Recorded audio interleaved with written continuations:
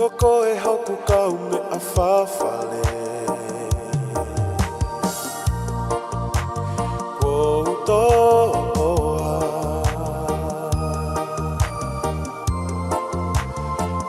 whaka o whawha I ka iha oa ke uto e whakahoa whai tokonia ke wafi atu ki he awhia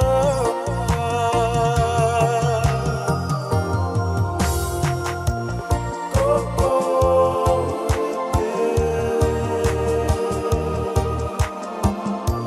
sisu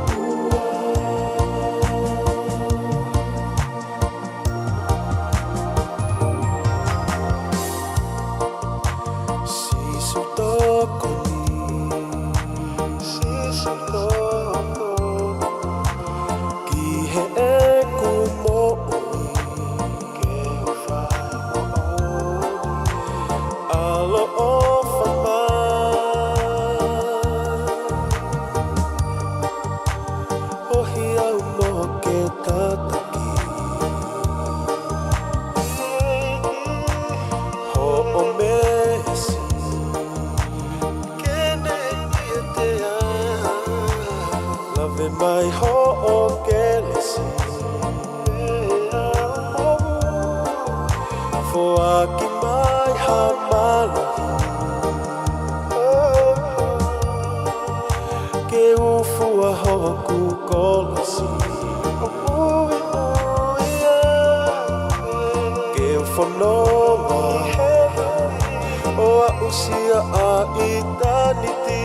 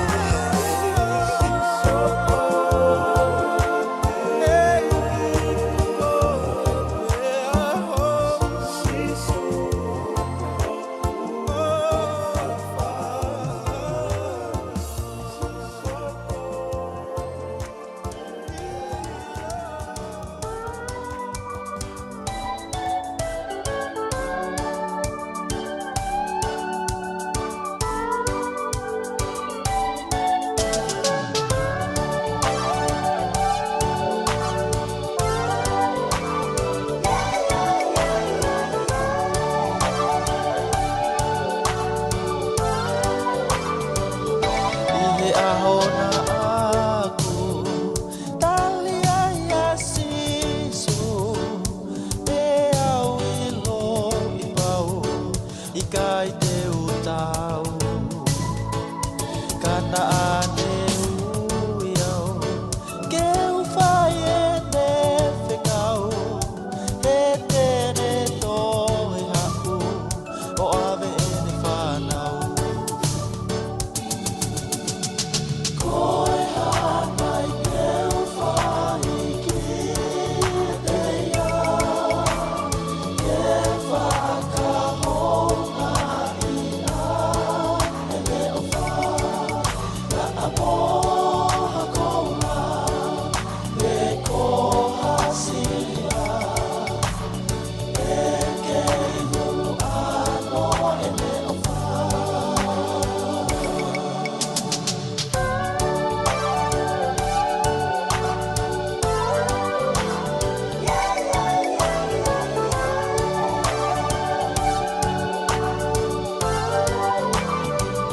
Haluai e kuhiwa hiwa fie fia ki he tui ta e liwa I he ene o wha asi ene pekia koe uhi ko ki taua he I kai te urawa hano whakatataua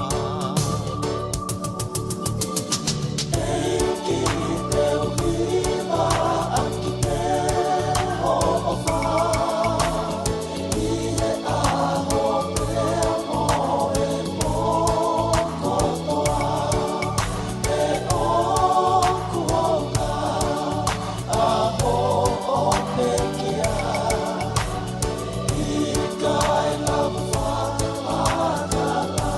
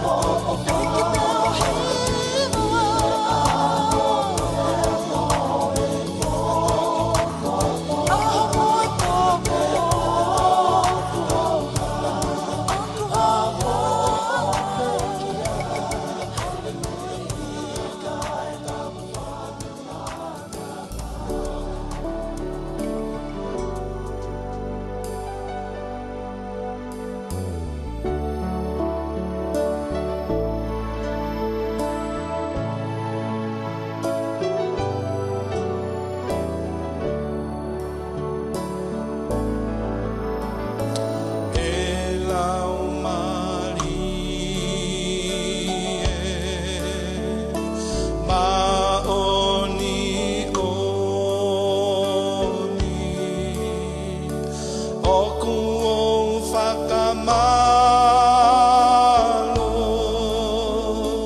he amoni o kau iho kau whakamooni he koko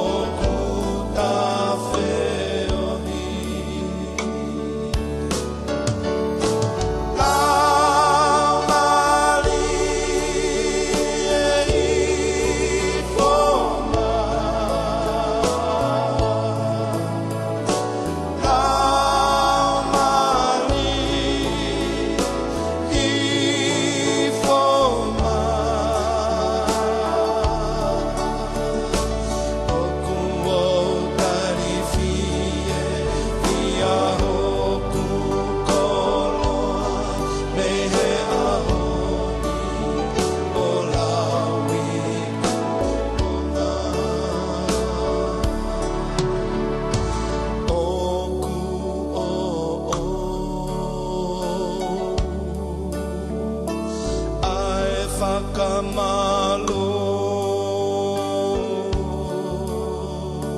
e tamai pea mo e alo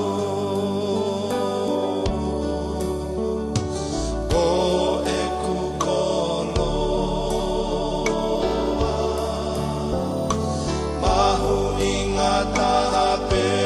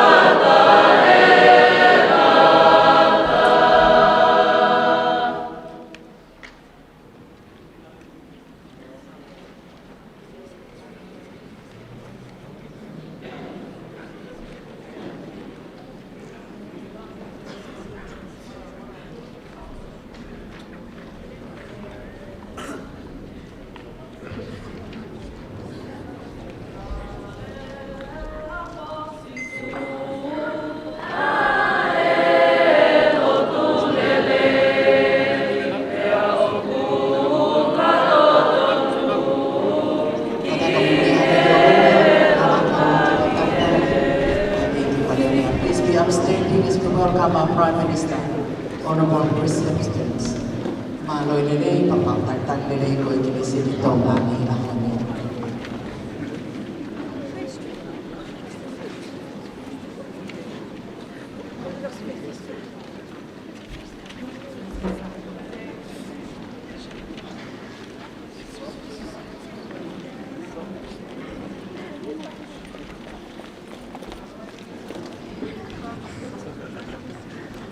Kata kamu pas-pasiman.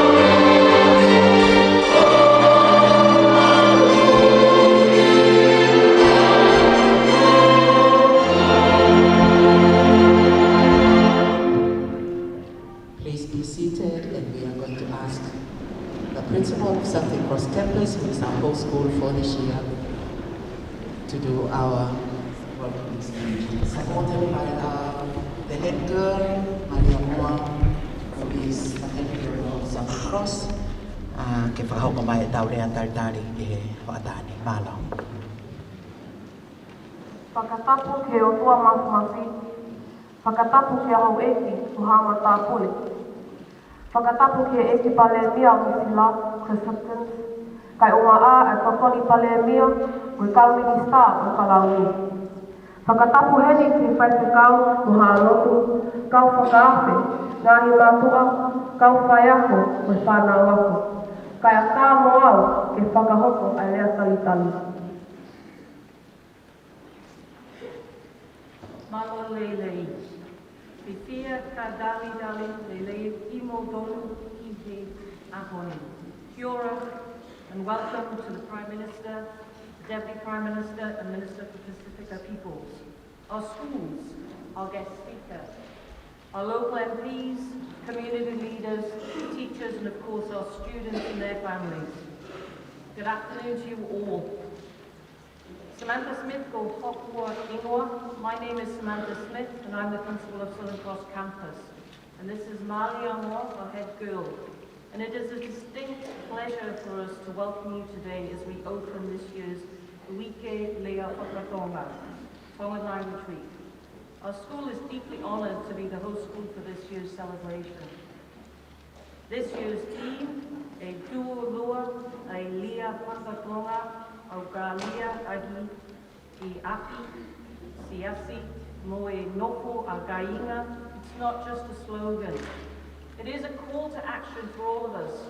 It translates to the Tongan language will be sustainable if used at home, church, and in the wider community. Language is the heartbeat of a culture, and like any living thing, it needs nurturing to grow and sustain itself. The theme for this year is to nurture us to use Lea Faka-Tonga, not just in events like this, but in our homes, in our schools, our churches, and our communities, When language thrives in the intimate spaces of our lives, it becomes invincible. Our student body is primarily Pasifika and Māori, many from low socioeconomic backgrounds. I can't stress enough the empowerment that comes from knowing and speaking one's native language. Your language is your identity. When you are grounded in your identity, you are grounded in your potential for success. Across all our schools this week, we've organised a series of events designed to celebrate not just the language, but the culture that blooms from it. I expect workshops on Tongan dance, cuisine, storytelling, and most importantly, lessons in the language itself. The objective is not just to understand Lea Faka-Tonga, but to use it, to speak it, and to preserve it. To our esteemed teachers, let's lead by example. If I can make an effort, so can you. Let's make our classrooms the starting point, where the language takes its first breaths of the day. Where we not only teach, but try to speak Lea Faka-Tonga. To our community leaders who join us today, your role in nurturing the language beyond the walls of the school is invaluable. Your homes, your churches, your community centres must become the sanctuaries where language finds its voice. And of course, to our wonderful students, you are the future. You are the torchbearers and the light, the way forward. Your participation in this week should be the beginning of a lifelong journey to speaking and preserving your language. May this week serve as a stepping stone to you, to embrace your roots and to understand that you carry within you a legacy of richness in your culture and language. Let us all remember, using our language in all aspects of our life makes it sustainable and eternally live. Let's heed the wisdom of this year's theme and make Lea Faka-Tonga a living, breathing part of our daily lives. I'm now going to hand back to my head girl, Malia, to conclude our welcome. Malolele, koe kutu heni ke whakawhonga I atu a Southern Cross Campus. He maolea whakamalo lahi atu kia teki mō tolu kotoa. I ho mō lava mahi a honi ke tau katoa ngai. Ai UIKE Lea Faka-Tonga he wape wa tolu. Before I end it, I just want to wish everyone a happy Tongan Language Week and a happy Father's Day also. I hope we all have a blessed and a memorable Tongan Language Week. Ko ia pe malo.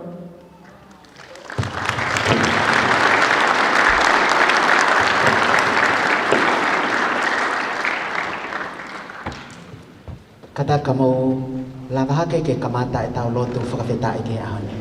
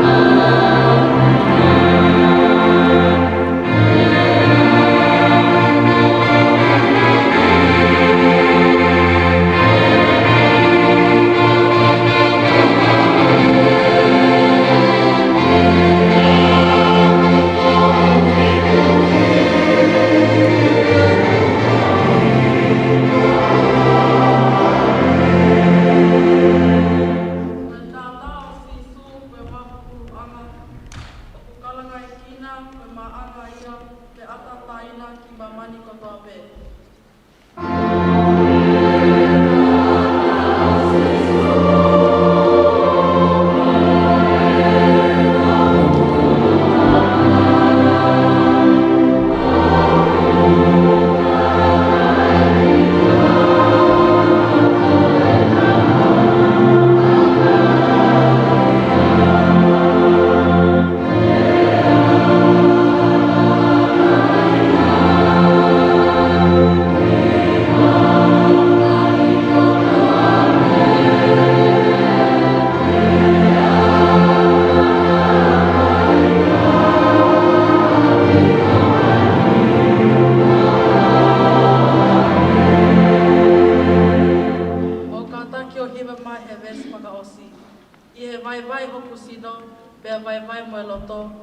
E popo e he taolani, hokulama le holi, pe au ngoi o ilo, ai ofa tae ngata.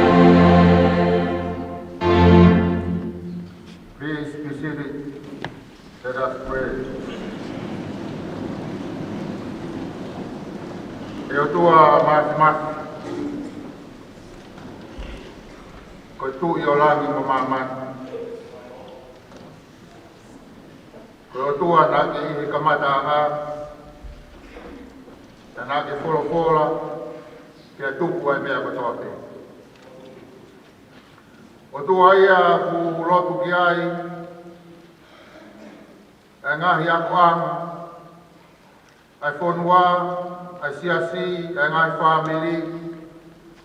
Koe o tua ia na ke whakatupu ai ngaahi lea. Te atu tuoni ke ngaahi matakari ke nau whakaanga. Ma hokosia mai ke urak sāpate, oi mahi na whaou. Whailonga iai e New Zealandi, koe aho o ngāhi tamai. Pau mea heni e eikpare mia New Zealand. Ona ko kwes kau minista, kau whamponga whare area, ke poupou ki he kau pure ako, ke whanau ako, si ngahi mātu, mau whakawhetai whaatahe pure anga koeni, ke mau ngāu e ake pē ngahi lea, tuku whanua na mau tuku hake pēr moe. Koe ahone whailonga i New Zealand, ai mahu inga o e tauhi o e lea whakatonga. Ka koe ka veinga e ko whotu, e tū loa e lea whakatonga o ka lea aki i aki, i he siasi, mo e nofo a kāinga. Tongan language will be sustainable if used at home, church, and in the wider community. Mau whakawheta ia. Koe anga lelei he umahuinga ke tū loa e lea. Nai tūku whakaholo mai, te au whao kātoa ai, ai ulunganga, whakatonga, whakawhanua. Ai tauhi maha ai mate aki, ai li oa, hono kakano koe ofa. Ofa o whaka o tua. Mauroto e o tua ke tāpo aki mai. Ai whio hi angani. O kumolu malu he kumau I he whare o le sia I tonga I he ahu tapu koen. Ke whakaironga ia e mahuinga o lea whakatonga. Pau kau mai e si kai ngā tonga, ke pōpou ke whānau tonga. Te au ke kai ko hamea si he umea hene e pare mia o Nusilani.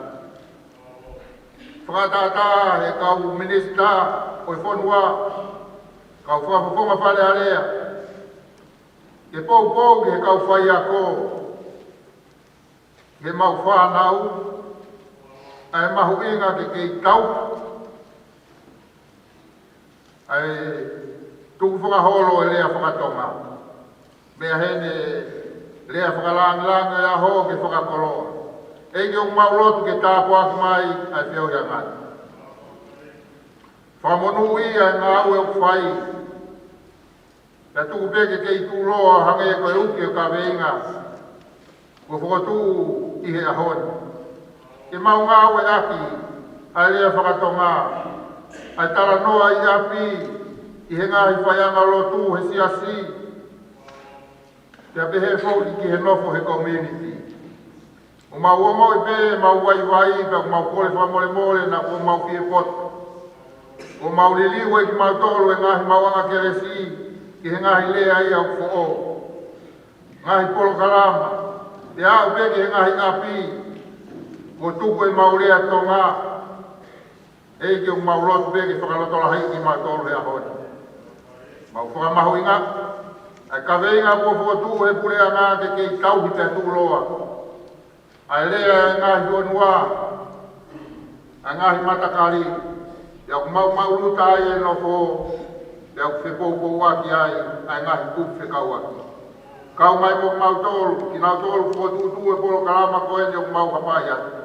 Tā puake mai, ai pule anga Nusila. Tuku peke kei hoko pe koe kakai, o whakamo ke whai whinangalo e a whiona.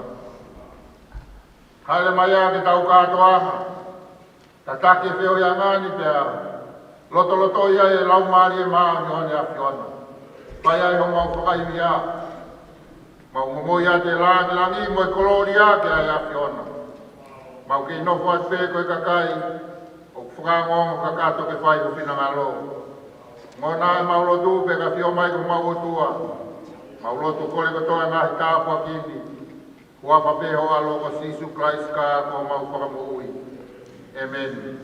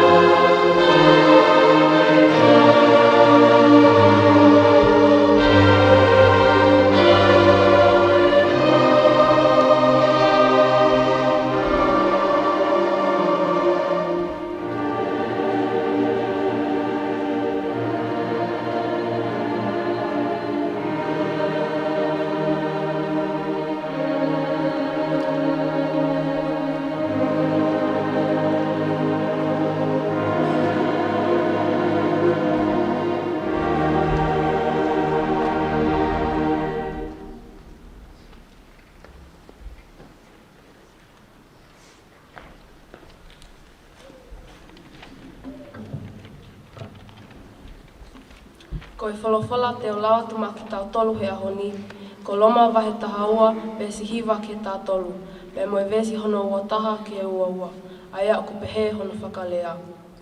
Ke tae loi ho o mau ofa, whihia ia ki he kovi, pi ki tai ki he lelei. I ho mau ofa ki he kāinga lotu, whae o hange ko ha kāinga mooni. I he whakaapa-apa o tae mua ki mau tolu. I he mamahi o ngā we, oa te mau whakapiko-piko, i ho mau lau mālie, mau loto mā whana, i he whae ki he eiki. Mau tauhi whakatamai o eiki ki ai, i he whae o ho mau amanaki, mau whiwhia i he whae o mau whakamamahi. Mau kātaki pē, i he huwhia, mau whakatuu mauku hono whae, i he whaamasiwa ai kaulotu. Mau kauai, nofo ki he whakaafe a honofo. Ka kokoe, ka pau o ku whiekaia ho whili ke ke whawhanga ia. Ka pau o ku nei whie inua, ange hano inu. He ko o whai pehe, te ke whukotuu wai ai ngāhi malala i awhi ki hono ulu. E oa na tuku ke ikuna ai kovi, ai koe e he kovi, ka ke ikuna ai kovi aki ai lelei. Amen.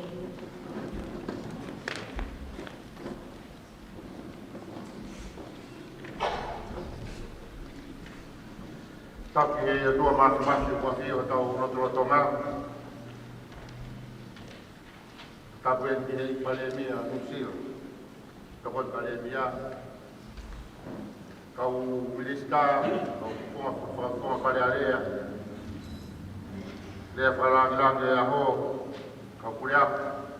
Ege whanawa. Si kai nga patoa pē mo i hene aho ni ke whailonga e mahuinga. Talamata e te kita whai ki tua kai talamafua ki te kau e ahoi. Tau whawhetai kotoa pē. I heanga lelei e puleanga tūsi la. E whakamahu i ngai. A lea whakatonga o tamata he ahoi. Lawe i pē o si iai e ngahi ponua ko rawa hono whakamahu i ngai e ngahi lea. Ka po tau tolu e ni tonga. Kau he fia e kātoanga o e ahoni. Pako hai haloto e tae fia. Kau kakau mai ka mei tonga. Tali lelei ki tau tolu e nusilani. Tana wanga lelei ke kei tau ki e tau lea patonga. Kako poloa lelei kako e tā waka. Kau whakawhetaki. Kai tuku mai peha ki miniksi pe ke ko se kau mai ke whai peha ki pou ta me he wholofola koe. Ko lawe pe au na e amanake watahani ia ki he kau tangatai ki whai kau. Ka kau hiko ngai patongia honi pau te lawe monua e monuani. Kuki e kaweinga koe ahoni, ko whakotuu ki he lea whakatonga. E tu loa e lea whakatonga o ka rea aki. Siasi mo i nofo a kāina. O mahu inga ke kei tau he tau lea whakatonga. Hange pe koe lotu nai whai. Koe ai pe mahingai ni he ngahi whamili. Whaka si hono whakaama e tau lea he siasi. Mo community. Kau tau whakawheta, kau whia lahi au hito au ia.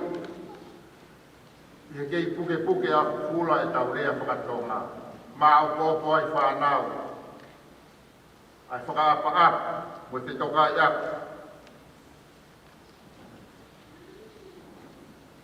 Koe a manaku me whakaloto lahi ai apostolo koe ni ke kakailo mā ke tae loi ho mu o wha. Te hia ki he kovi, love must be sincere. Hate what is evil.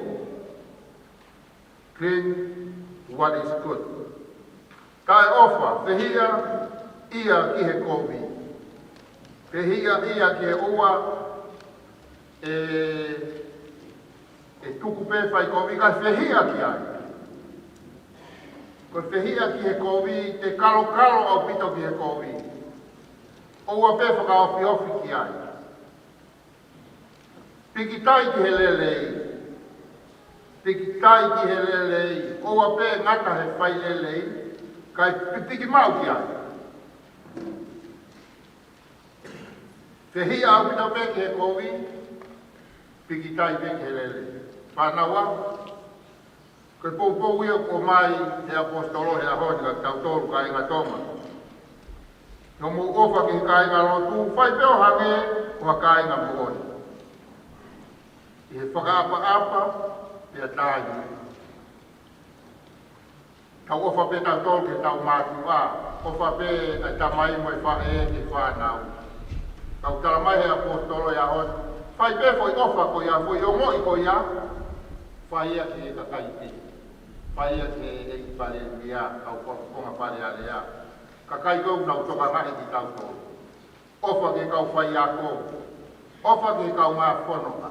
O toi whakaloto lahi mai pe apostolo. Toi ofa pe ki o whiri. Whanau. O kai pe whangi whanau iau. Kai ko hato kau mea nele. Whakamu mai pe ke apostolo. Toi ofa pe ke whangi whanau iau. O kai tūne te loko sa ia. Ofa pia na to. Te teke monu e ko haya kita masi mo kita hene uga no fili he ako. Ikai te ho fa ka to. Ka pa pas ka to apia. Ko na ni pa na to ka.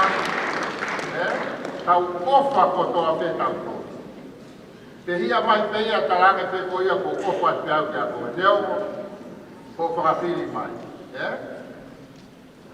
O whakawhiawhia ia whanau tō. Tiki mau peki he lelei, te hia au tau peki he kōwi, te ofa peki he kakai kotoa pe.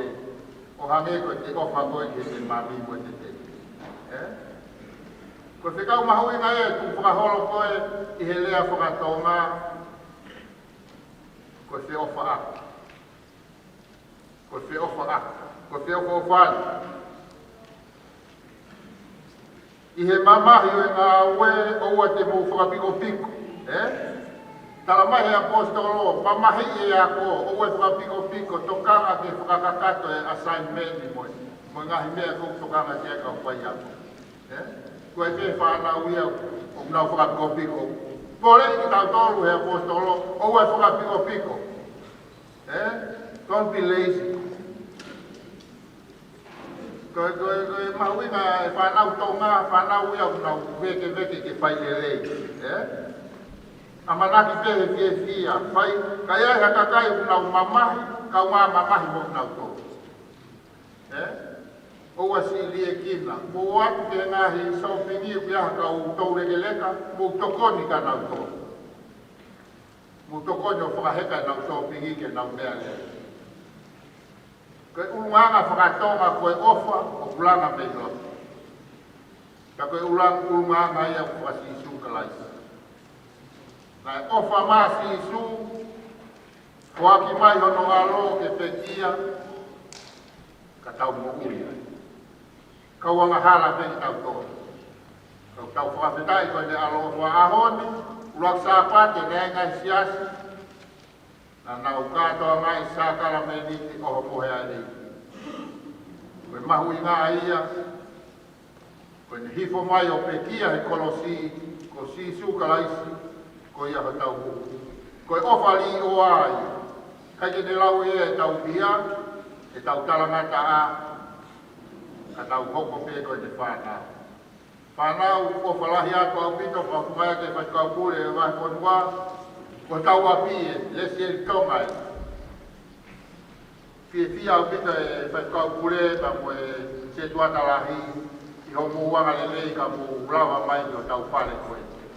Whale lia te ai ka o whakukonga whale alea, ka koe whale lia, ka tau fia ko toa pe. Ko tau whale, ka kai tonga ko toa pe, koe ko ai ia ko siasa. Tau api ino tau tolu, ko e te fine, ko le sieni tonga o ne tali lelei ki ko tolu e ako. Ko iau pehea e o whalahi ako au pito ko e tala monu i he ngāo e katoa pe u whai. Kau whatawange pe ko e urikeni i kai te te whaha lea whapaalangi a. Tau lea whakatonga ko toa pe. Popalahi ato a pito tu tolu, palo a pito.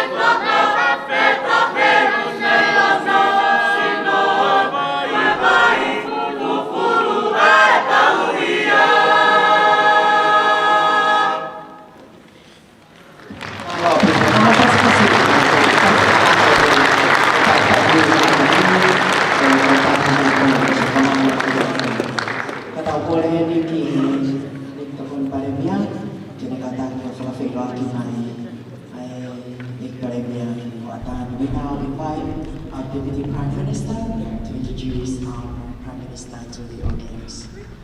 Mahalo Opito.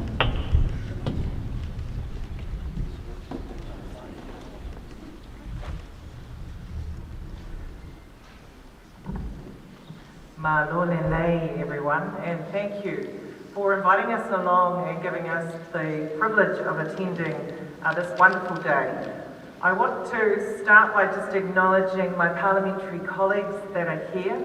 I didn't come by myself as Deputy Prime Minister. I'm going to shortly introduce the Prime Minister, but to acknowledge the other MPs that are in the room. We have the Minister for Pacific Peoples, Barbara Edmonds.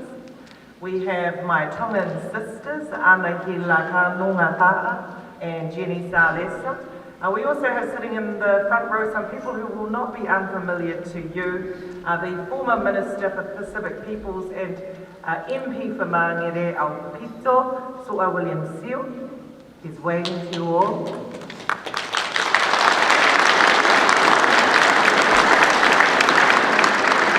We have Anai Nehru, who will be the MP of an area that some of you may live in, the MP for Takanini, Anai.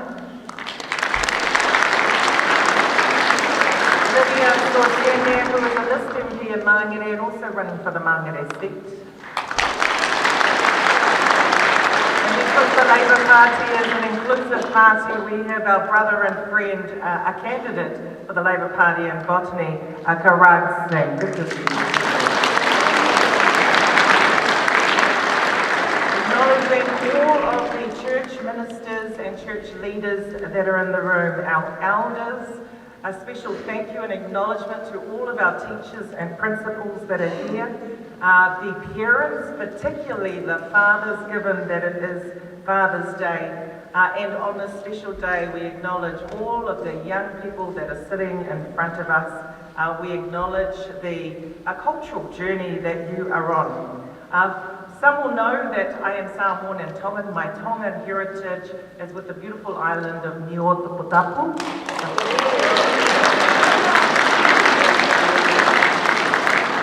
Some relations in the front here, I think. And I am one of the many people who live in Aotearoa but have not had the chance to learn our beautiful Tongan language. And so what I want to say to all of our young people here today is that it is much easier to retain the language than it is to try and revive it.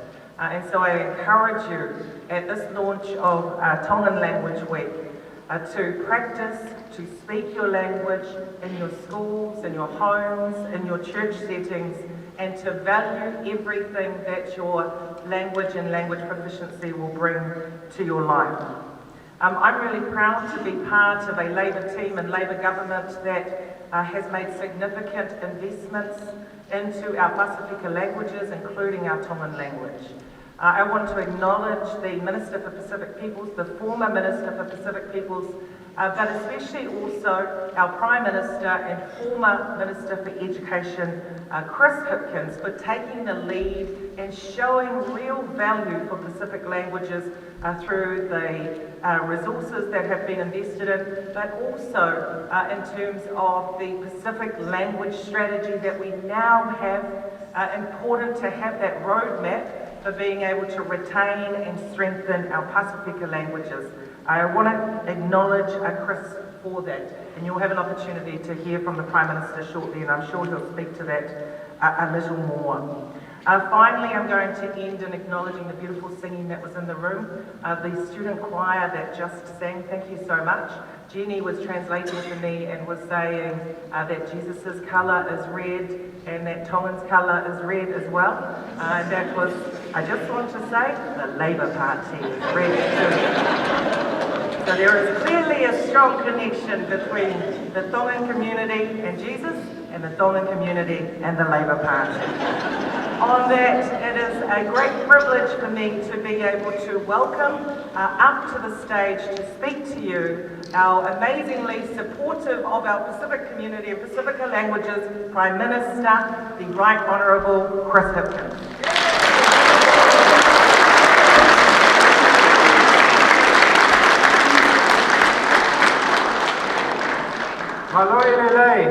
Hello.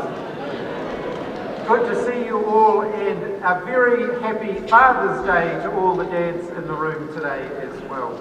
It's fantastic to be with you, to be able to celebrate the beginning of Tongan Language Week. And can I also join with my Deputy Carmel Sepoloni in acknowledging all of Labour's Pacifica team who are here with us today. Thank you for being here and being part of this very special occasion. Carmel mentioned that as Minister of Education, one of my goals was to make sure all of our schools and all of our places of learning are reflective of and welcoming to all of our communities. We know that young people learn better in an environment where they are respected for who they are and where they can be who they are and where their culture is acknowledged and celebrated. It's somewhat, I guess, interesting to think that it wasn't that long ago that students in New Zealand schools were punished for speaking any language other than English. We've come a long way, but we've got a long way to go. We have to make sure that our schools are places where people can be who they are, where all of the languages that are reflected in our population are celebrated, and where everybody has the opportunity, particularly our Pacific community, to learn their own language as part of their education. I want to particularly acknowledge the theme of this year's Tongan Language Week. The Tongan language will be sustainable if used at home, church, and in the wider community. I would like to add in school to that as well, because we know that if you have the opportunity to use language regularly, then you will have the opportunity to be fluent speakers right the way throughout your life, and you'll be able to then pass that on to future generations. I went to school in New Zealand in the 1980s and the early 1990s, and it was a time before we had really started to embrace language learning in the way that we do now. So I learned all of my schooling in English, and only in English. And I didn't have the opportunity to learn other languages until I got to secondary school, and then we had the opportunity to learn in French or German. And I'm really proud of the fact that now schools are more reflective of the communities that we serve. And so our students have the opportunity to learn a much wider range of languages, and languages that actually reflect the communities that we all originate from. We've got more work to do there though. And so I can give you an assurance that as long as we're in government, we'll continue to strive for better, to strive to reflect all of our languages and cultures in our school system. I'm really proud of the fact that under our government, we've made the teaching of New Zealand history in schools compulsory for everybody. Because we need to know our own history and our own stories. And within that can include our Pacific history. I think it's really important that schools teach a history that reflects the community that they serve, and our histories curriculum allows them to do that. I'm really proud to be part of a government that has put free and healthy lunches into those schools where we know the students need them the most. Because we know that if you're eating well, then you're more likely to be engaged in your learning. We increased funding for schools so that they don't have to rely on donations from parents, because we know that some of our communities can make bigger donations than others, and that shouldn't determine the quality of education that's available. I get the opportunity to speak to students up and down the country quite a lot, and so the next little bit is particularly focused on the students who are in the audience here today. As a government, we can provide you with good schools, we can provide you with good teachers, we can provide you with an interesting curriculum. But actually, the last remaining ingredient to a really good education comes from you guys. Because the last remaining ingredient to a really good education for all of you is the attitude that you bring to your learning. If you approach the learning that you're doing, whether it's at school or anywhere else in your life, with confidence and with a positive can-do attitude, then you're going to get the most out of life. You're going to have a happy and successful life if you have the right attitude. And so my request of all of you is to think about that and to think about what kind of attitude you're bringing to your learning. Because you, collectively, are the future of our country. And I think New Zealand's future is a really positive one. And when I get to visit schools and I get to hear from people like you guys about what your hopes and aspirations are for the future of our country, I feel really inspired. And so if you continue to show the right attitude, then I think our future as a country is really, really positive. And the final message that I'll give to you today on behalf of the Labour Party, this is an election year after all, is to underscore the commitment that we have as a Labour Party to make sure that all of our communities and all of our people are celebrated and respected for who they are. You should be proud of who you are, and you should have a community that embraces that and that supports that. And that is the type of community that we in the Labour Party want to foster. So thank you for the opportunity to be part of this incredibly significant celebration this week as you celebrate Tongan Language Week. Can I finally say that I'm going to have to leave shortly. Please don't take that the wrong way, but it's Father's Day and I'm hoping to get back to Wellington to see my own kids tonight before they go to bed. So thank you very much for the chance to be with you today.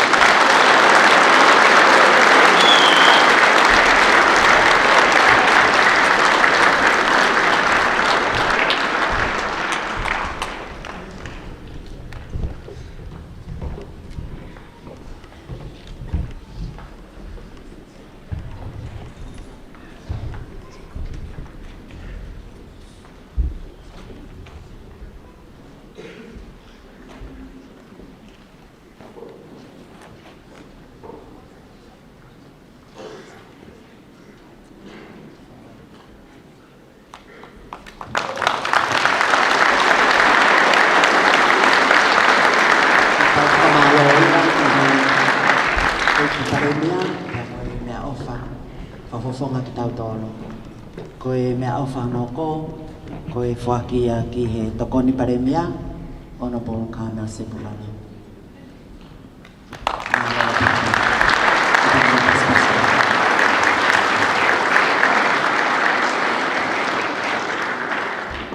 Malo kata hoka tueni ki he lea ai Minister for Pacific Peoples, ono Polokalama Cabinet, tatal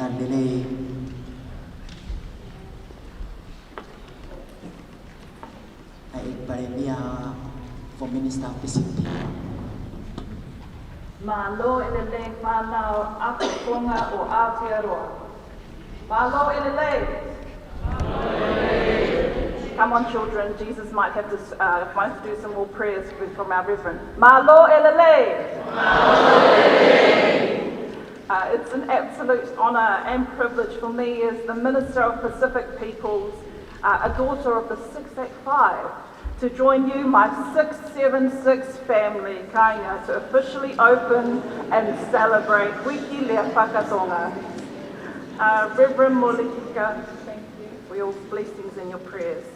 Prime Minister, happy Father's Day. I know you'll be rushing off to Wellington, but it means a lot to our whole Pacific community that you could join us today for this auspicious occasion. To your Tongan aunties, our Deputy Prime Minister, our first Tongan Samoan Pacific Deputy Prime Minister, ka Masi Poloni.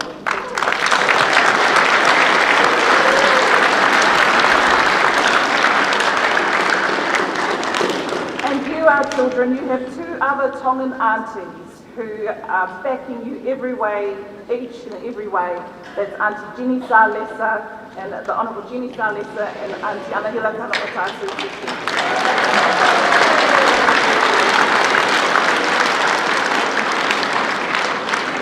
It's an absolute privilege to be able to open UIKE LEA FAKA-TONGA. This year's focus is on language sustainability through the theme of E tu'u loa ea lea whakatonga o ka lea aki I api, sia si lotu, mo e nofo a kainga. Is that pretty good, Reverend? Is it good for Samoan? Yeah. Which means the Tongan language will be sustainable if used at home, church, the school, and in our wider community. This is an extension from last year's theme of Ke Tu'u Loa E Lea Tonga E Aotearoa, which means sustaining the Tongan language in Aotearoa.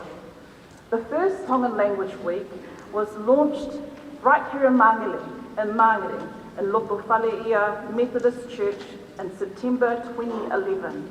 And I want to acknowledge Dr. Melanati Tamoifalau and the founding committee members for your work over the decades to keep your language alive. As our Tongan communities across the whole of Aotearoa come together to promote Lea Faka-Tonga, we know for our whole Pacific community, language is much more than just a means of communication.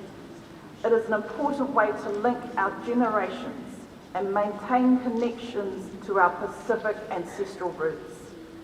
Lea Faka-Tonga is also included in the Pacific Languages Strategy, as the Deputy Prime Minister said earlier before. And I do want to acknowledge our brother, Honourable Alpito Sua William Seal, the previous Minister of Pacific Peoples, for his work championing our Pacific Languages Strategy. Malo. We've heard from our Tongan community that grassroots initiatives speaking Lea Faka-Tonga at home and total immersion and culture are important to strengthen and maintain language. Statistics New Zealand data shows that Tongans are our fastest growing Pacific population, with over 82,000 calling New Zealand home.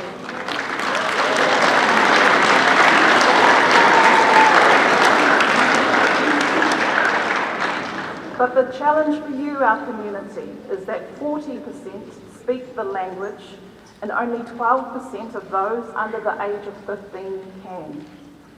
These statistics emphasise the need to understand that Lea Faka-Tonga and to use it as much as possible in home, school, church and the wider community. Our Labour government absolutely knows that our Pacific communities are vital to the diversity and culture of Aotearoa, New Zealand.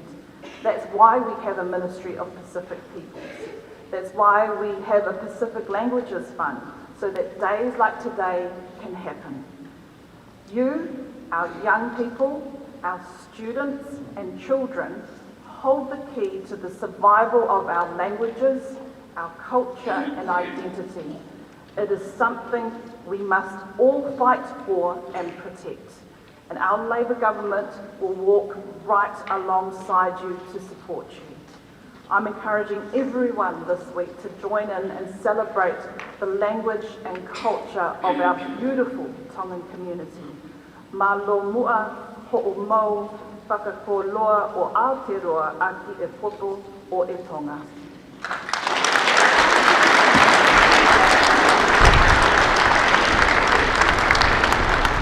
Malo apito kataki kai whahoka tai peki bea ofa koena bea kahiria ko kore peke tau lapa koto haki o lunga ko me ante e pare miang kata whakwa tau Polokalama.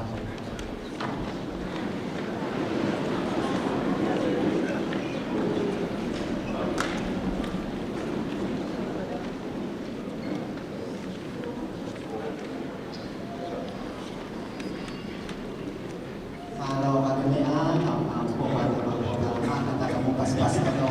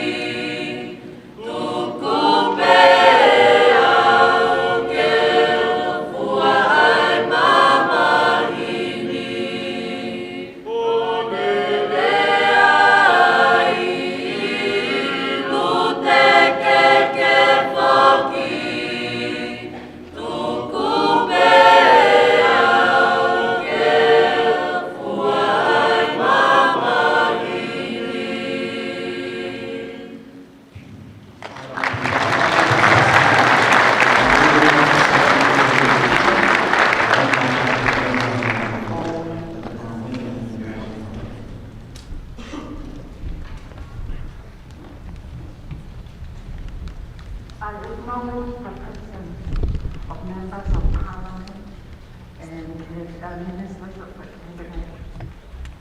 We're very privileged and honored that you are here with us. Our people William Seal, who is very much part of the effort to maintain our Pacific languages in New Zealand, and also the Honourable Barbara Edmonds, who has just spoken to us. I acknowledge you and I ask that I now speak in Tongan. Tapu mo hou eke, tapu mo amatapuri, tapu mo whai te kau, hango di mo tika, maa haa taula eke. Tapu mo o mawhawhine whakapofonga wharearea, Honourable Jenny Salesa, mo Honourable Anahila, kanunga taa siswiki. Tapu mo kau aahe kotoa te, mo kau ngā mea, tapu mo ngā mātua mo tau whanau. Kau whai ako mo e whanau aku o tau te fua i lesia i tonga. E aha whakakoloa ko e huwi, e hipo aku, ai UIKE LEA FAKA-TONGA i AOTEAROA. O ko whakapapalahi mo whamaro atu, ki e sea mo e sekeitai, mo e kautaha tolu ama. I e whakaate ko ke uhoko ko e whakaate whalangi. Pea ko fia mongo i hounga ia au tika, ke tāni ia. O ko kore whamole atu, ke toko mua ke u whakahoha a lea whakapai ngokua. Ko whakaloto pāle pia ki tātolu ka inga tonga, noko AOTEAROA. Tāngata ia te au hai ki tūa pia puipui angien hou eki. Kai pai atu pia ki lea whakatangata noa pia. O kuiai tokanga e kautaki whanua ki mole ai lea whakatonga i AOTEAROA. Te ahoni. Te au tuonga ia no whakakateinga o UIKE LEA FAKA-TONGA e tuuloa ai lea whakatonga o ka lea aki ati mo i siasi mo i noko a kāinga. O kuhinga ke te awe ko i lea tuuloa, ko i tuufuoloa, ko i tolonga o laui kuonga, i kai kutoi mole. He o kulala tonga mole. Ko osi mole ia i tōtu mo i whanau e ni. Nau lea whakapālangi a tātāti. Mea pango lahi. Ko e ui koe pūtoko lahi o ki tau tolu mātua mo i tau i whanau. O ki tau poto he lea whakatonga. Ka ui kai te tau wha ki potoko ia ki he tau whanau. Ko tau keinga koe ki tuku loa lea whakatonga o kuinga ia. Ko keinga ki poto he lea whakatonga a ki tau tolu ka kai tonga. Noko nusilani. Ka tau te tito ki he tō tupu mo whanau. He ko ki nau tolu e hoko atu ki he kaha ume ponuani. Ko te hui lewa. Te whewheha tau ai ke poto i whanau he lea whakatonga. O mai e ka leinga e whaunga ki poto ai i whanau he lea whakatonga. Tā mai e ka leinga. Ko e whaunga o ka lea aki i api mo atsiasi. Mo e nopo a kāinga he community. Ka pau te tau lava whai e mea ko ia. E tuku loa a lea whakatonga i AOTEAROA. O pehe e toko lahi koe whanau tonga. O whanau i mo tuku hake whanuani. Ko pau peke mole e nau lea whakatonga. Pea ko nau tuku lolo ai peki nau tolu. O lea whakapālangi ai te i ati mo apsiasi. Ka o i kai pau pia ki mole ai lea whakatonga. Ai lea whakatonga e whanau i Musilani. Koe whakamooni e. O kuiai pe whanau ia nai whaele i Musilani. Pea nau tuku hake i Musilani. Ka o nau potole lei. I he lea whakatonga. O koutou kia he whanau pehe, ko nau lalahi. ta mo whanau ke he I whaleni. Tuku ke mau e ke atu, koe hano hinga mo poto I te mo tole lea whatonga, kai mole lea whatonga ia e toko lahi na e whanau I New Zealand. Ko mo tahi e, taha be uhinga. E na e lea ake lea whatonga I ati, mo atsias.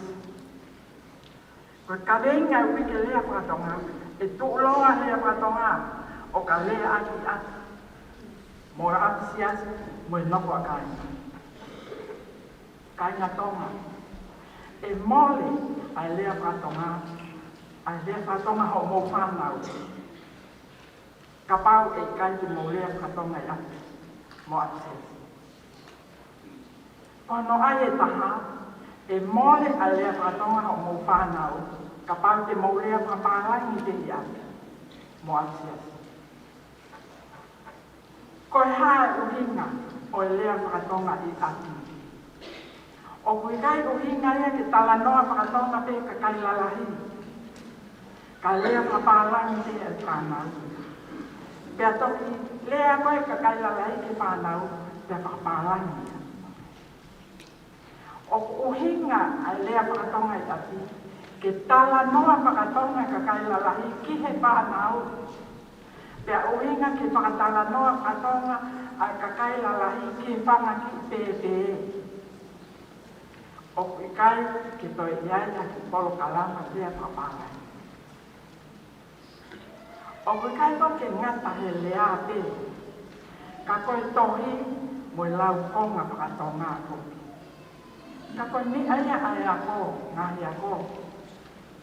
Ke ako te lau tohi mo tohi. Ka koe lea, koe makatu ungai. Koe makatu ungai a koe lau tohi mo tohi koe lea, uruaki lea.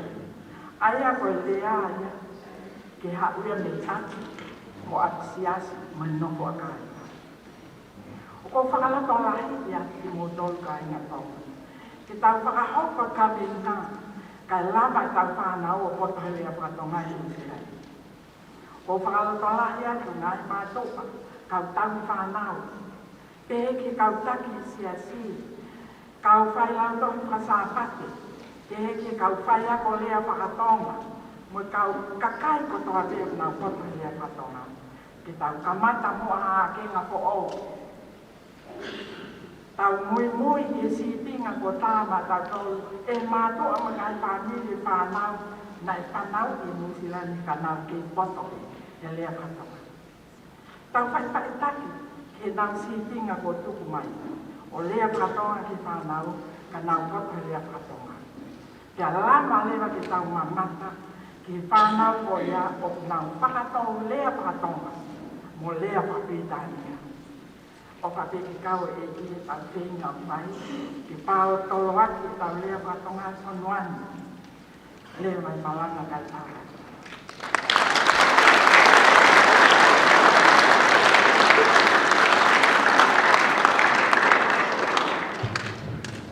Malo apita formalo to kita ito mau koloa ki ahon. Kahabat mo tau taliwi koe hok mai benga ya ko koe ni kataki.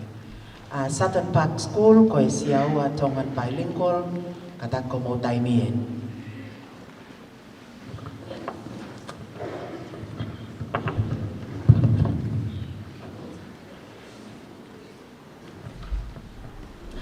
O ko kole ke hufanga he talamamu o whanua mo e lotu.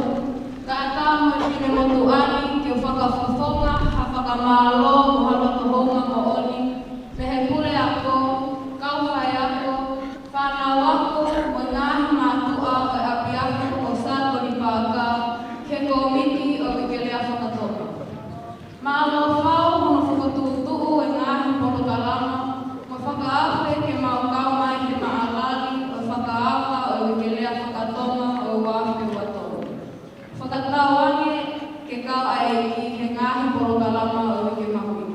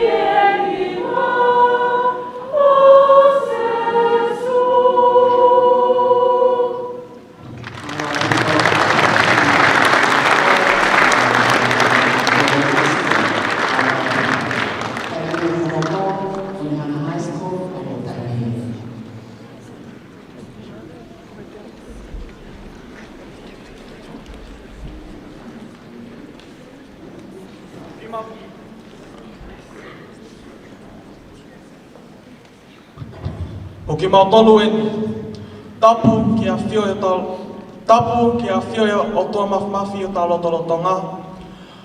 O ko okole ke o hufanga atu he ngahi tala whakatapu ko toa pē o ko kamata aki ai o whahangana. Kai ata ki a ki mau tolu ke tali atu ho maui. Te mau whai atu ha hiva ko hono tau mua te uhiki a hongo leo.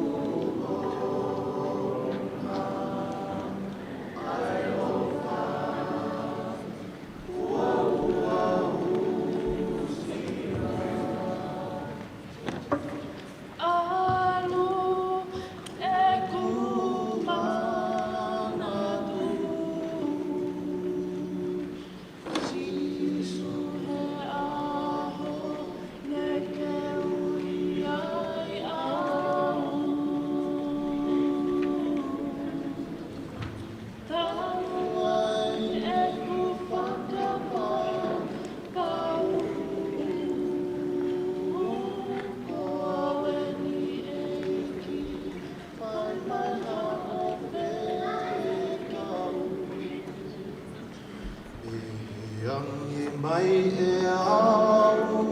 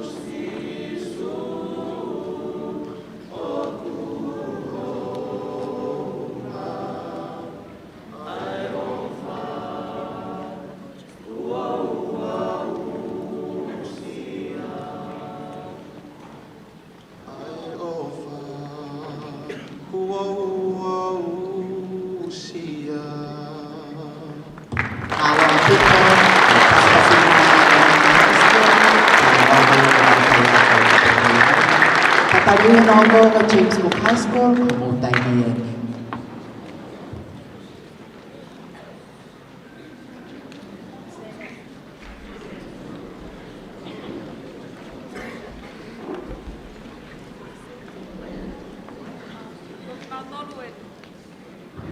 Koki martoluen. Whakatapu ki aotua, he maukau i he pōlotu whakawhetai o UIKE LEA FAKA-TONGA hai tauni. Te mautari aki atu ho maui a se misi pahe uaki pesinima. Se misi pahe uaki pesinima. Ka o ka pau koe poto o pasima e kataha. Ke e kore ke se otua. Aia o kune fuaki a tata te. Ke ka kai kotoa te. O i kai atu mo e lau. Pea e fuaki ia ki ai. Se misi pahe uaki pesinima.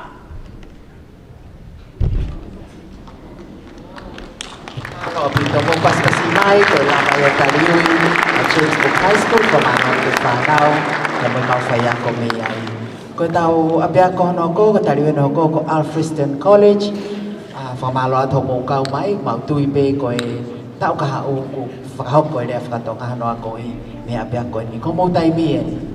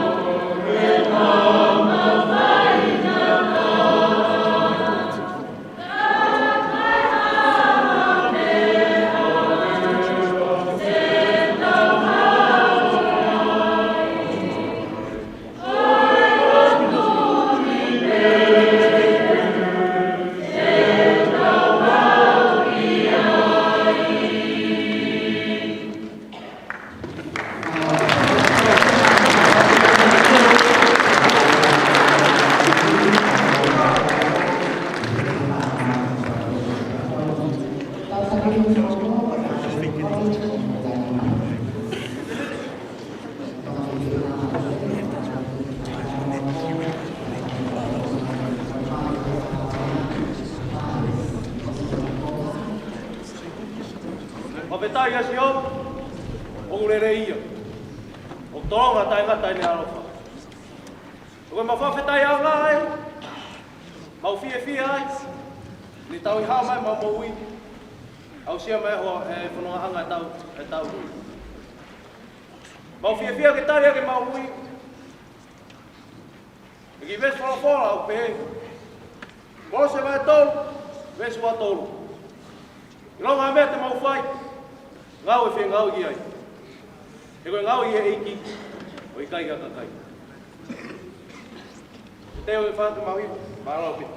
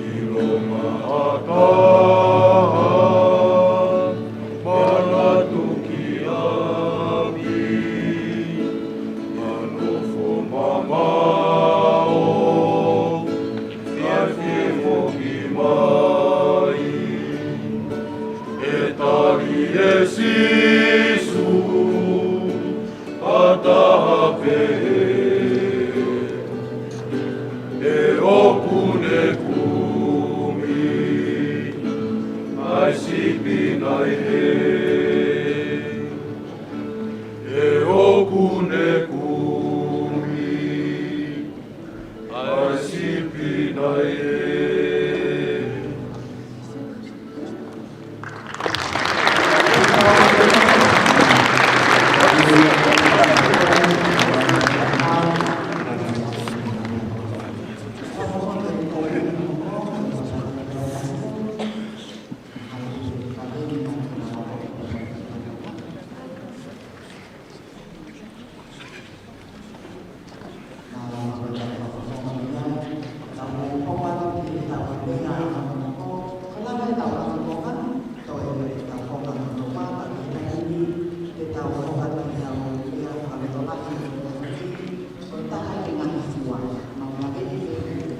pamata ke kasi na fua o e ako e tau na kia tonga e tau na kia kia ko.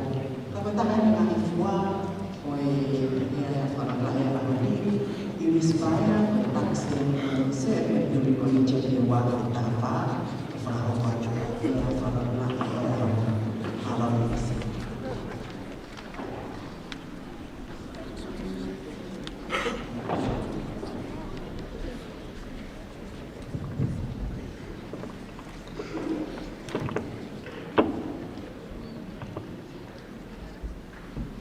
Tulau. Pea ko kole ke hufanga tu pehenga i talafata ko si fayat mei moani. Kai ata mua e fine motu a tai iloani ke tongia hok ta puaki ne foaki mai. Pea kai halea mahehei. Ko kole atu pe ke hufanga pe he tau mua koe wikendi. He koe poto pe ani umuia. I kai te toe whaloloa he ko ilo ku api taimi. Pea ko ilo ku lahi ange tau whi whanongo ke hiwa e whanau i he tau whanongo lea. Ko ie, sai ko te hoka tu lewa ko hai au. Ko hingoa ko Inspire, ko lele mai me he kaho mo wailahi, matapaa ko whatunga koa, funga tuftele, hala mga ngondo, funga muisia, kolonga tata, vai ko kahana, funga whawa. Na e whaelei pēr i tonga pēr mao wholau mai ke mok family koe mao e monu ia he lulu. Pēr hao lewa whaose ku wako lau tohi ki he East Tamaki Primary School, hoko hake ai ki he Ferguson Intermediate, pēr kolisi lewa ki he Sir Edmund Hillary Collegiate.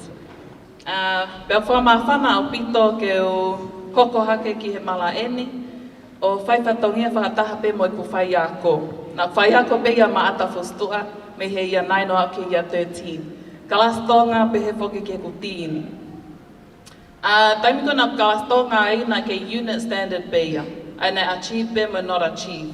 Na ke fuloko ia hawhainga mali e ia ke mao hawhainga mali ke university. Ka koe ni ku mono ia whanau he tainimi. O achievement standard pe o toi unit o toi university approved. Ka ku iyo. Ka pau na e atae whainga mali e koe ni he ku kei i kolisi. Na ke fu iaha o sia. He koe kalasto ngā ia na toki whai he tuku e ako. Na ose ako pe whoke e tamai ki ako ia. Kai hoka pe ki mau tolu ki fwoi toko ono pe. Koe whai kalasto ngā ke mau kule titi. Iyo, nā ku osi pe mei Sir Edmund Hillary, hoko atu ai ke University of Auckland, na mau e scholarship i tau tolu ai, wha osi bachelors, toi mau mo e opportunity pe koe whainga maali e mo Teach First NZ, ai scholarship i tau e uai o mau ai e ku masters o whaia ke no fo he taimini. Ka inga o kai koe lau lava pe koe lau ke hikisia e kumo ui. I kai, ko ngahi tāpua ki pēnia mei langi, he whainga mālohi me ngāwe oskia whelenga, pia ko ngahi whainga māli e pēna e tāhe taimi ko ia. Ko ngahi a osiani na i kai whaingofua, na e whai e whie kaia, whie mohea, mokosia, moiongosia. I kai pia kai ke ngālo ai e ngahi whailaulawa e mātua pe pehe poke ke kai ngā tonga. Ke lawe he monu me tāpuaki o whonuani. Ka kohono nunu a nau toki au sia ki mui. Ne alpe tā uia mo e mo lea e ku lea whakatonga. Ko hifo ki ko tokanga ki lea whakapārangi, pea pehe pe ko lea whakapārangi pe maua e ku monu, pea maua e ku mo ui. Tok ilo ki mui, tā koe ku hala e ni. Koe puke a fufula, koe sio ki ka hau e tau whonua, me ka hau e tau whanau. Kai e mō lea e tau lea, pea pehe ni osi he tau e tolu, pe tau ia e wanoa mi heni, kai ke toi poto e whanau ia he lea whakatonga. Pea e whelewa e tau tala koe tonga kita. Koe ai, koe kuki ia ko naki pe eni, ma ki mō tolu whanau. I whakalotolahi pe eni. Koe uluaki, i loi ko hai koe. I loi ngahi mea koe ke fie ai. Ngahi mea koe ke sai ia ai. ilo a ho'otonga. Ko e wā mo ui manatu ma ope. Ko ki lea mau e nin nai mau i he kukei kolisi mea maata fustua pe au nofo aki pe mo ui. Mo ui manatu ma ope. Manatu i ma ope a api, manatu i ma ope a ho'ongo matua. Ko e tolu, ko e lotu. Ko e ekipe tene whakaau ho ngāhi fie mau. Pea ko ia tene tataki e ngāhi hala te ke ikunai. Neongo e lahi e whaingata a, mo ongo sia. Ka ko e ekipe tene hawhaki, mo whakawhie maalia i e whaingata a.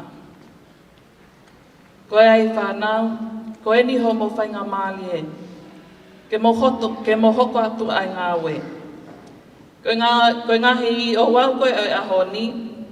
Ko ngā ue e kau paionia. Ko ngā os ilope. Aeni ai kau tolu hama. Ko whia mau ke hoko atu e ngā weni. Ke aluhake e ku whangamoko puna o kau hao wau peheni. Te whakaose e pe e ku lea. Ke whanau ako. Mo whakakau ki ai. Pe koe hānai ai ngai whaunga ke tuuloa mo tupule kinai e tau lea whakatonga. Ke au ke taimi he kai pe ke toi mō lea atu e tau lea whakatonga. Ko ia pe ki whahohaa, lewe e malanga, kau tau atu.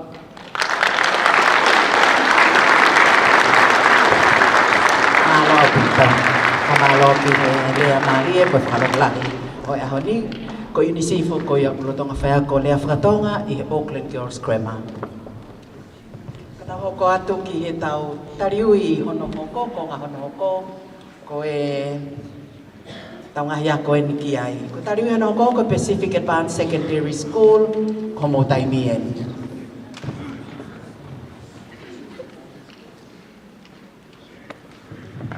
Mahalo katoa ngā tupe apiako koe ni ha wheitu i ahoni. Tau kata ke tariwi hana hoko ko e Mangry College ko mo taimien. Mahalo.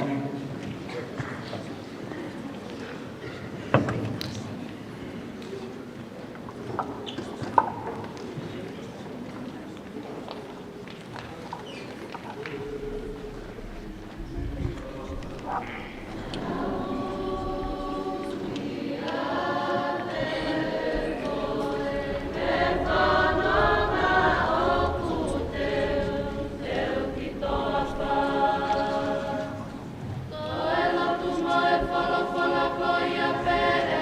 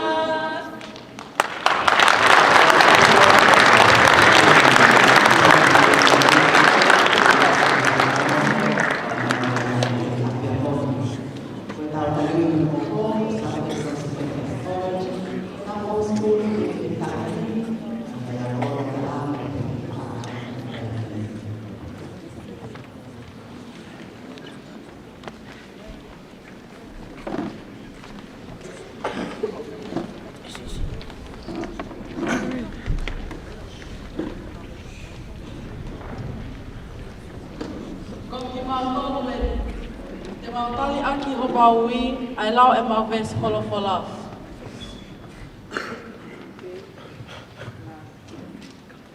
Pai vai ka ves ka tolu. O ko ma feia ai ka to pe ia ia o ku le paka ka wa. Pai vai ka ves ka tolu.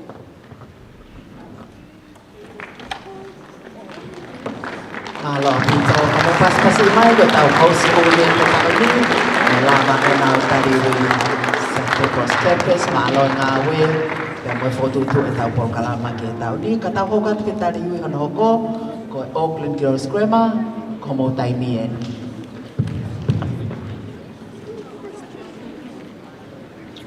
Ko ki mau tolu eni, o talia ke mau ui, ai Filipai vahe wha vestato.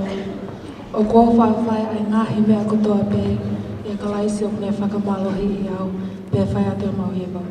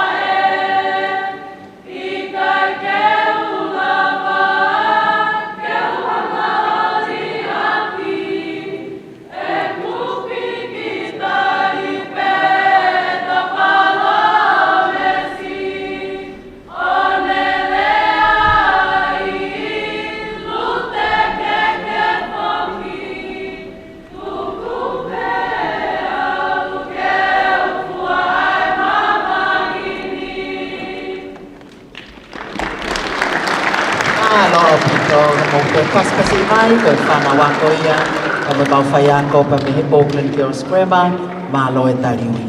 Kata hoka tu ke tariwi han hoko Marcelin College como taimien.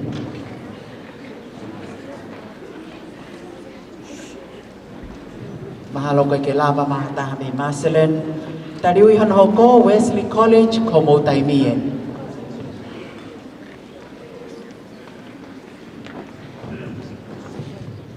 Malo, maha koe ke lava mai pe mo Wesley.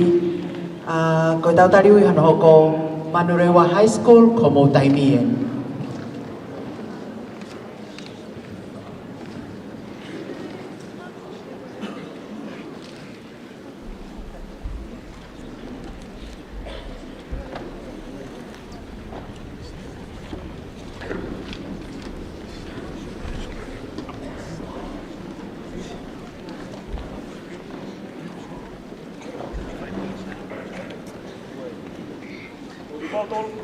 Ko ke mau tolu e, api ako, waolunga, o maneho. Tōpu atu, e whanawhitai, e whakamalo, e tua mawhinafi. Tau mamahao, o whekunu mai e tau ngahi mo ui. Lava ke tau tuuta ai, ke uruaku sa pate, e mahina hima, e tau whakakoloa ko ina. Au whakataha, o hono whakapahu i ngai, o UIKE LEA FAKA-TONGA, o hono kame i ngā. Ke tūloa, ai lea whakatonga, o ka ngāwe aki, i apu, i siasa, mo i nofo, a kai ngā. Sā me te au, o pawawa, i he o tua e, ai ngahi whanua, o toa pē. Tauhi a Sihova, atu ai whiawhia, Hu ki hono ao, me kai kai lau. E mau ilo mua. Ko si hopa pē, ko e o tua. Ko ia nā te ngauhi ki taua, a ko ki taua, ko ko hona ia. Ko pau ki ai, ki whahira koe ni. Alo.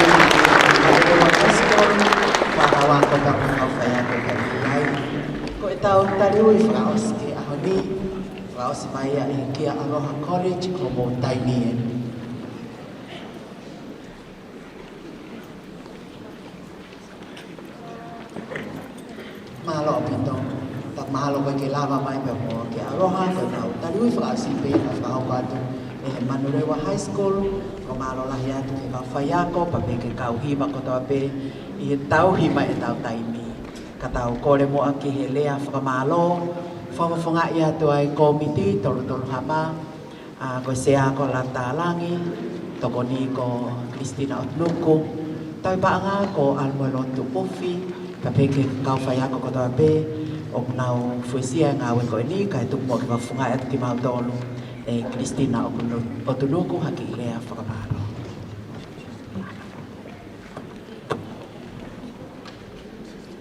Christina more oku kue ki apa ko ta hak fare ma more at ma no skol kai ma ki fa nga maria ma na dolu apakah uya habia ko kai ke kawat tau tariwi kata pio fa ho ko mai more maroskol krema como taimi ni malo na ta tu ko mai ke tau tariwi malo como pas kasi mai ki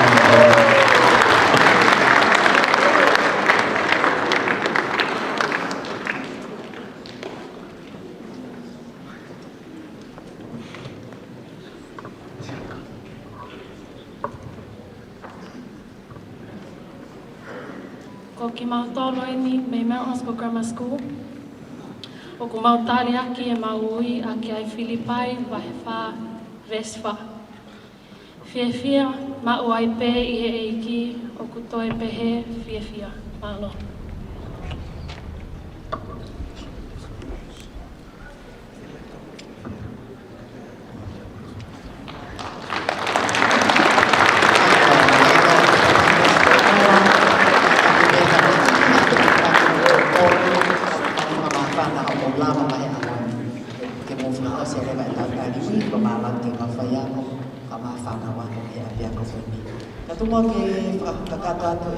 Christina Otnuku, I left Kamalo on behalf of our Tolu Hama teachers and our New Zealand Secondary Tongan Language Association. Malo Christina.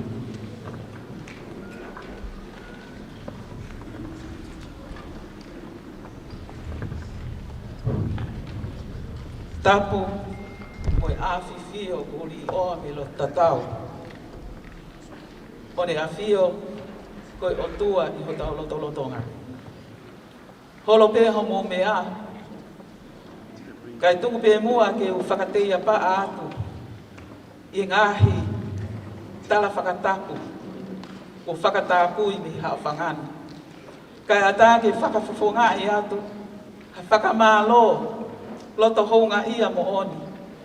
Me he kau whai ako, o nau ako i ai lea whakatonga i New Zealand. Ki he ei pale ni a Chris Hipkins, ne ongo o ikai ke ieni. Pehe ki he tokon pare ni a. Moe kau minista ko toa be, ko mau mea mai ke whakalangilangi i ai kātoanga kono whakaawa o UIKE LEA FAKA-TONGA. O hounga ki ho mau loto, ho mau mea i heni he ahau ni. Ke whakamahino ho mau bō, moe mahu hinga ia, i hono ngāwe aki ai lea whakatonga i whonuani. E kua whakangofua e he pureanga, ke a koi ai lea whakatonga, o ka mata me he ngahi ako toka mua. O a uki hono whai aki ai Stevie Hu ke ngahi University a New Zealand. Pia toi a koi i e University, mahalo au kito. Whakamahalo ki a toke tā mele na i te tau moi polau. Pule ako o Southern Cross campus. Pehe ki he kaulea ko toa pe, i he koloa ko tō mo ki mautolu, whekau aki mo i mahuinga o i lea whakatonga. Whakamālo ki he tangata eiki whai whekau hāloti moritika. Mālo i he ngahi koloa wholofola ko toa pe ko mau inasi ai i ahoni. Whakamālo atu ki kau whai a whakaafe ko toa pe o taulo nuku i pangai o lea. Pea ki he kau tauhi whānau, kau whai ako mo i whānau ako. Pehe ki ha sola mo ha wulangi o ku whio i he hao whangani. Mālo au pito ko o mo mea mai. Pea ki he kau tauhi whānau, kau whai ako mo i whānau ako. Whakatauangi, ke tau mā tuku atu o tuki mononofo e mahu inga o i tau lea whakatonga i o tau ngahi api. He koe ko loa mahu inga aha whonua ko i nau lea. Koe mea ofa whakalangi. I hono vete veteki e Sihova ke ongo ke he kehe lea e whakawhetai. Na e kau wai lea whakatonga. Si ngahi whae. Ka mata lewa he pooni. Lea whakatonga ki ho whanau, he oku nau whanongo. Ka ke lea atu oku lea whakapālangi mai, lea whakatonga, he oku nau whanongo. Malanga whakatonga, he oku nau whanongo. E iai pe aho te nau lea mai aki. E ngahi lea na nau whanongoa. Lea, he oku whanongo ki he ngahi lea, oku ke whanawhana mea lelei aki ki hono te ringa. Lea, he oku whanongo. Māloho mo mea mai, tua o whātu.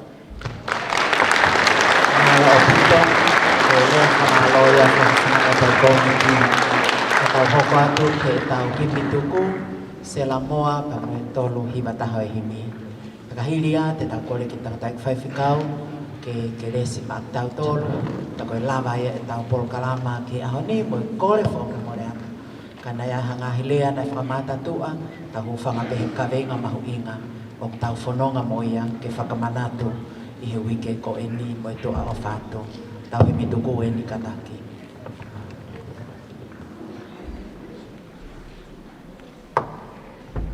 Koe wholowhalahi me whakaosi ake tau Polokalama ki e whiawhini.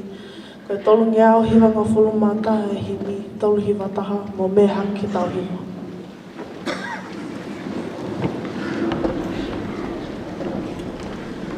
Oku iai hiki i whanua o tui o seni, na i kai ke mau o tua na masiva helelei. Hallelujah, ko molu o iai.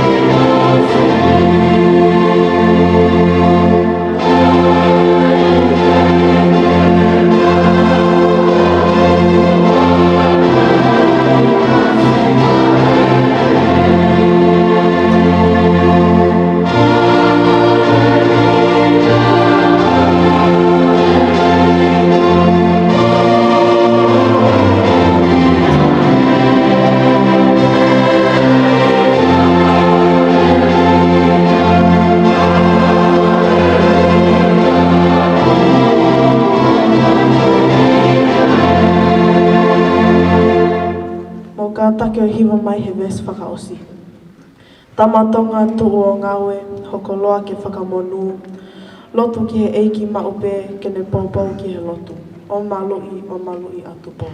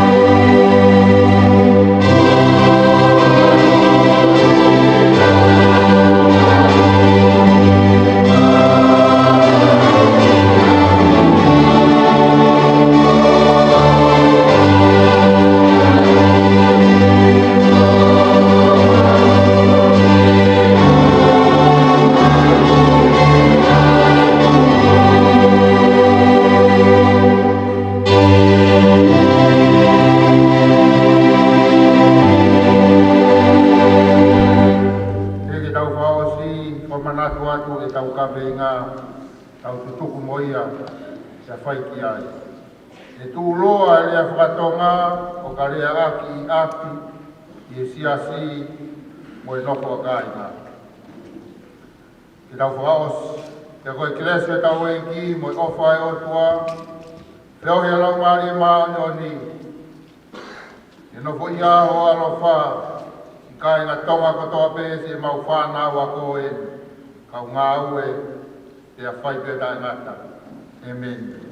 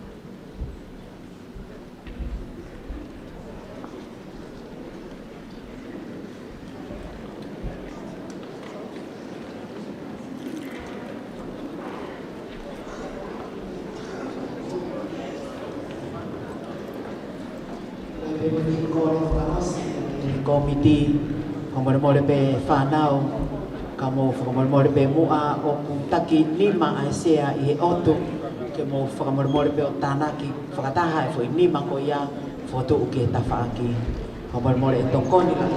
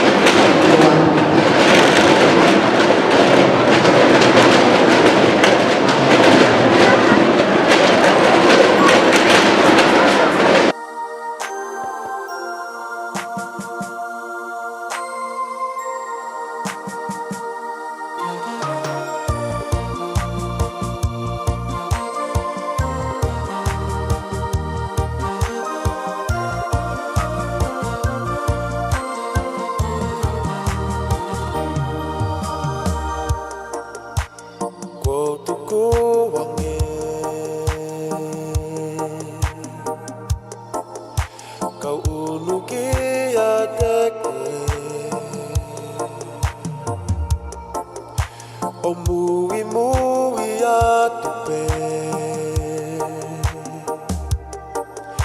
Koko e hoku kau me a whawhale Kou toa Ho whaka o who'wha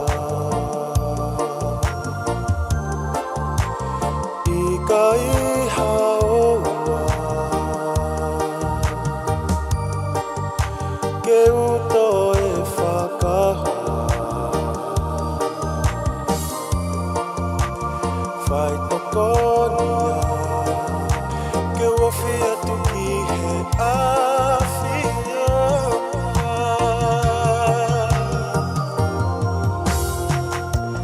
Koko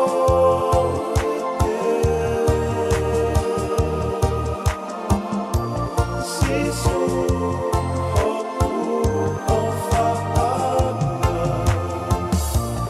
Koko e pe Leu whakaangua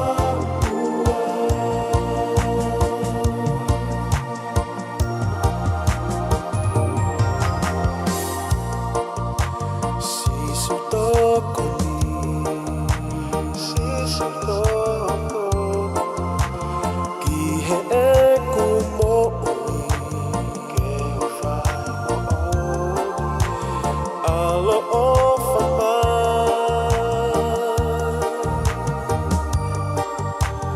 Ohi au no ke tataki Ho o mesi Kene ia te Love mai ho o kelesi Fo aki mai ha malahi Ke ufua hoku kolasi Ke ufononga O a usia a ita